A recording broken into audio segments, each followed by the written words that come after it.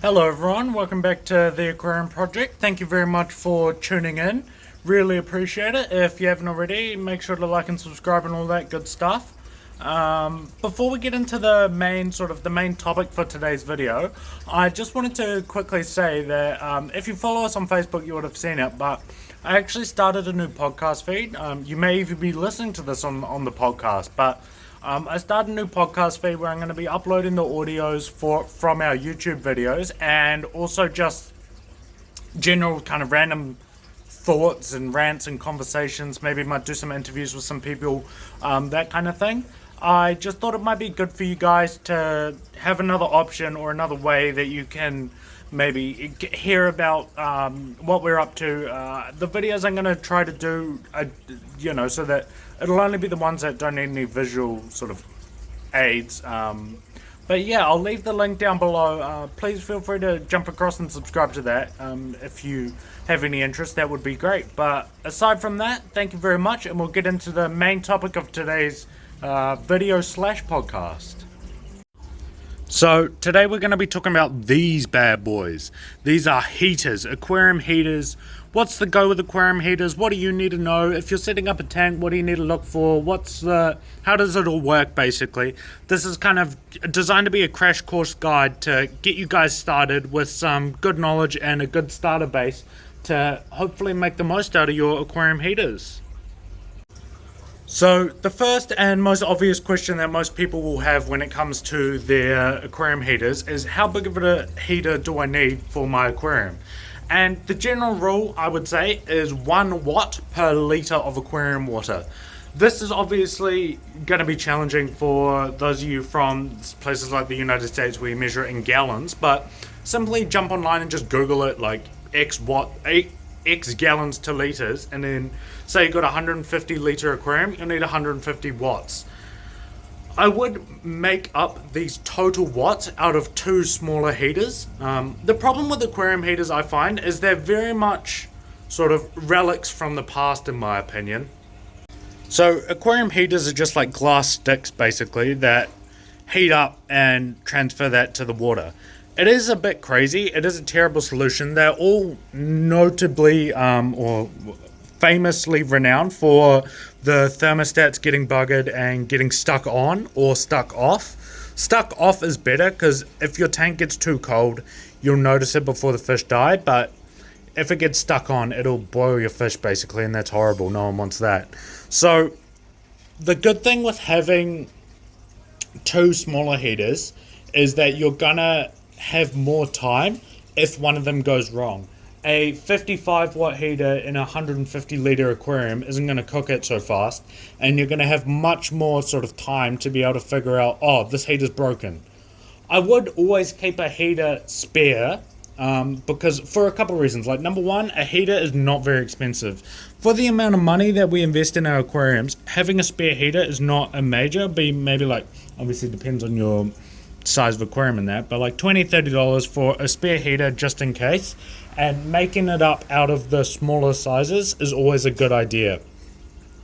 A lot of people also do like using the Inkbird thermostatic controls, but this is a good idea, but I wouldn't 100% rely on it. Like, even though it's supposed to like fail off and all that, people do have Inkbirds fail. So like, with this kind of thing, you want to build in as many safety points as you possibly can. Having 2 smaller heaters, having a spare one in your, garage on the top shelf where it's not going to get in the way, having an Inkbird and all this kind of thing. It just gives you the most amount of options and safeguards and chances to catch something that might potentially go wrong. It is obviously dangerous, but doing all these steps will give you the best possible chance, the best opportunity to catch them before it kills your fish, because at the end of the day, no one wants to kill fish. If you are watching on the video, you will currently see that this Synodontis is munching on this random piece of wood, so that's weird, but hey, you do you, my man. But yeah, that is one of the best tips I can have, or best, I guess, series of tips, is build in as many safety guards and checkpoints as you possibly can when it comes to heaters.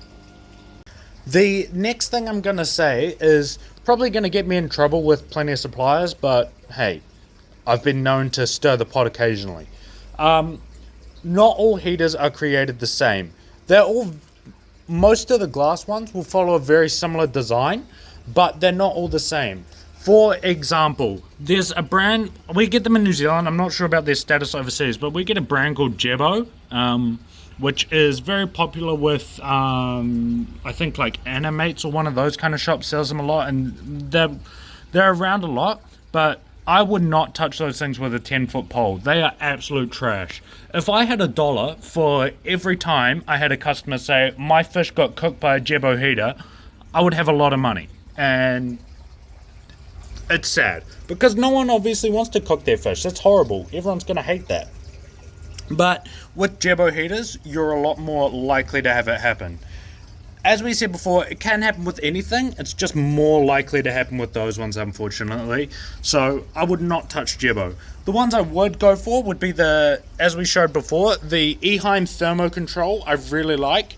Don't have a lot of issues with. They're a lot more efficient, so they got a lot more surface area for the wattage, if that makes sense. Like each size has more surface area compared to others, which is going to mean they're going to be able to transfer heat a lot easier and therefore need less power. So I really like the Eheim Thermo Controls.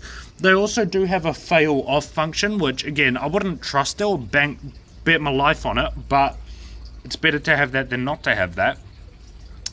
So yeah, I really like the Eheim Thermo Controls. They are a bit more expensive is the only thing, but they're a good option. The other one I really like is just the Aqua One. I don't even know what they call them. Just the Aqua One glass heater, like this one. They are fantastic. They're like, I think they're the best. So in my opinion, you only need to look at two. The Eheim Thermo Control if you want to spend a bit more money and get a bit fancier one, or the Aqua One ones are cheap and easy and safe. Again, would not touch Jebo with a 10-foot pole. I don't like the dual ones personally, but I haven't played around with them too much. The Owaza ones were pretty good, but we can't get them anymore. Just kind of do your research, but it probably doesn't make too much of a difference if you've got the... what was I going to say? If you've built in a lot of safeguards and controls where you can catch stuff before it kills things. The next thing I'd recommend is going to be a heater protector. So what those look like is they're just like a plastic sleeve. I do actually have one across here.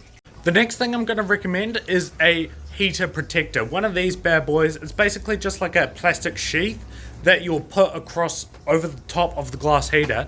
And those are fantastic because that's going to prevent a lot of, again, building in more protection. It's going to prevent your fish from touching it and burning themselves, particularly common with things like bristlenoses and that, where they'll wedge themselves in, they get a big burn down their side.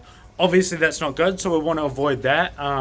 If you've got slightly bigger fish, like maybe you've got Oscars or arowanas, flowerhorns, not even necessarily big stuff, but like even medium stuff, like maybe you've got blue acaras or that, they can bang the heaters. If they get detached from the glass, suction cups, it doesn't take much to swing them around and then they'll smash into the glass and they'll crack. Again, they're cheap. They're like I said, like $15. Not a very expensive add-on, but one that's, again, building in another layer of protection. And that really is the theme of this video. Protection, protection, protection. It just is... heaters aren't that foolproof, really. Like filtration doesn't matter as much, but heaters, if it goes wrong, it goes horrifically wrong. They don't kind of just go wrong, if that makes sense. So I think, in my opinion, a heater protector is a good idea for most aquariums. If you're keeping like a bunch of tetras in a 10-gallon tank, probably it doesn't matter as much. But if you're keeping slightly bigger stuff or things that are prone to burning themselves through stupidity, like a bristlenose, then maybe you might want to think about that. The next thing that we're going to discuss is heater care and heater protection. As we've said, heaters, not the world's most robust piece of technology. Stuff can go wrong with them. So protecting them and caring for them is going to help reduce the risk. Again, just to double emphasize, it's not going to eliminate the risk, but it's going to give you your best possible chance. And that is the most important thing that we're trying to do here. So what I would suggest is when it's time to do your water changes, you don't want to just turn it off once it comes out the water, because that's going to build up a lot of heat in it. It probably doesn't matter too much. It's not necessarily going to burn it, but it might. The suction cups do burn. If you've got those heater protectors, they can burn, all that kind of thing. But having them turned off, I'm going to say like a few minutes before you do your water change, is going to extend the life and give it the best possible chance.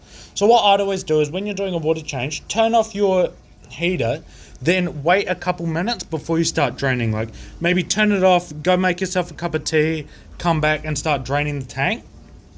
That is going to make sure that by the time the heater is exposed to the air, it is as cool as possible, because all that heat is going to be dissipated throughout the aquarium. And that, at the end of the day, is probably like, it's probably not going to make a massive deal. Like it's not going to be the be all and end all with that kind of thing, but it's going to give you a best possible chance, and it's better than not doing it.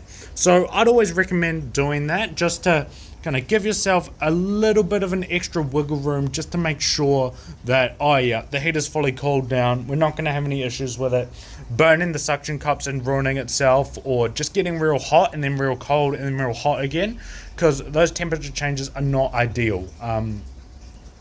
I do want to make extra clear that this is not like gonna guaranteed make it 100% better, but again, it's just giving you the chance. If there is a word of the day today, it is evidently chance. So making sure you're turning it off and cooling it down as needed is going to give you that chance to make it survive a lot longer and work a lot better and a lot longer.